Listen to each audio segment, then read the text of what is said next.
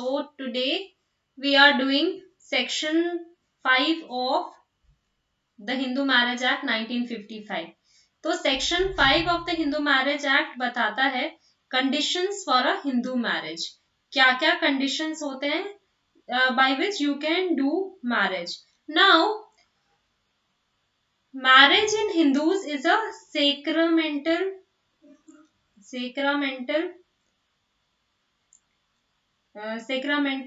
of process, that is it is having sacrosanct, यानी कि ये काफी sacred माना जाता है.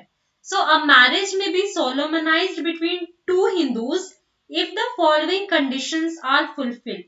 और वो conditions क्या है वो दिए हुए हैं आपके यहाँ पे. ये 5 conditions को fulfill होना चाहिए. इनमें से कोई भी conditions यदि fulfill होता है, ठीक है, then only the marriages can happen.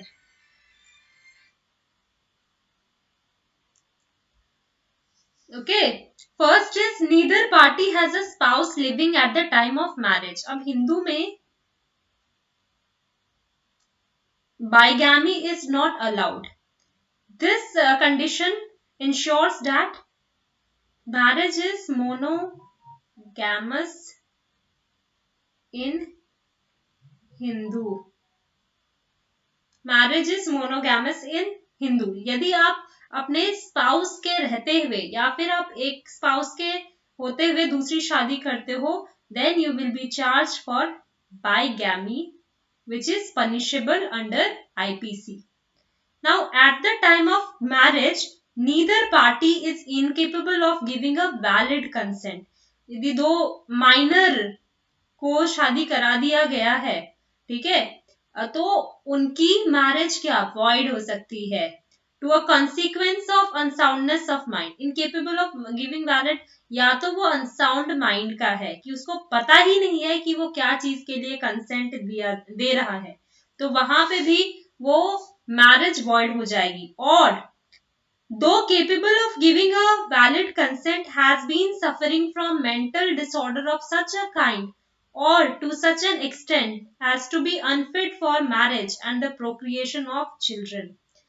मान लो वैलिड कंसेंट देने के लिए वो केपेबल तो है, पर वो कुछ ऐसे मेंटल डिसऑर्डर से सफर कर रहा है कि वो शादी यदि वो किसी से करे तो फिर उस सामने वाले इंसान की जिंदगी खराब हो सकती है, या फिर they can not Procreate children.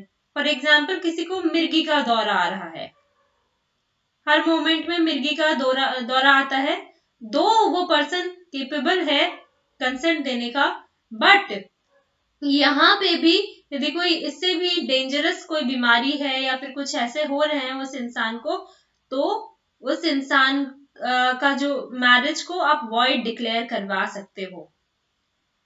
Has been subject to recurrent attacks of insanity. इसको बार बार इंसानिटी अटैक्स आ रहे हैं. फॉर एग्जाम्पल, स्किजोफ्रेनिक पेशेंट है, बाइपोलर डिसऑर्डर्स है, या फिर उसको बार बार ऐसे अटैक्स आते हैं जो कि एक इंसान को मैरिड यदि वो किसी से होता है तो उसका लाइफ स्पॉइल कर सकता है. So that time also you can make this marriage void. What is very important is the bridegroom has completed the age of 21 years. लड़के का उम्र 21 and the bride has completed the age of 18 years at the time of marriage. आप देखते होंगे कि कई बार होता है कि लड़का लड़की ने लड़का लड़की है, इन दोनों ने शादी तो कर लिया, बट क्या होता है, लड़का लड़की ने शादी तो कर लिया बट लड़की के पेरेंट्स आते हैं और बताते हैं कि जनाब मेरी बेटी तो 18 साल की थी ही नहीं, मेरी बेटी है 16 साल की. तो और बोलते हैं कि लड़के ने लड़की को ऐसे भगा लिया. तो ऐसे नहीं होता है. You have to make sure at the time of marriage the boy is 21 years and the bride is 18 years. इन्होंने कंप्लीट कर लिया हो, ठीक है. अभी तो लड़की का भी उम्र 21 करने की बात हो रही है. Now, the parties are not within the degrees of prohibited relationship. हमने जब definitions पढ़ा था हिंदू मैरिज एक्ट में, we have studied about degrees of prohibited relationship. ठीक है, unless the custom or usage governing them of permits a marriage between the two. So they should not be in the degrees of prohibited relationship, and if they are in prohibited relationship, उनका custom इनको supersede तभी होगा if their custom or usage governing them, they are permitting the marriage between the two. Now the parties are not subpindas of each other unless the custom or usage governing each of them permit of a marriage between them. These are the conditions of having a Hindu marriage. इस दोनों में ना, क्योंकि हमने पढ़ा था कि sapinda relationship और डिग्रीज ऑफ प्रोहिबिटेड रिलेशनशिप में there shouldn't be marriages, but यदि उनका कस्टम और यूसेज बोलता है कि उनकी मैरिज हो सकती है, then it can happen, otherwise it will be void. I hope this video is useful to you. In case you have any doubt, you can ask. If you are liking the video, you can support me and encourage me. And thanks for watching. I'll be coming forward with the next video. Bye bye. Take care.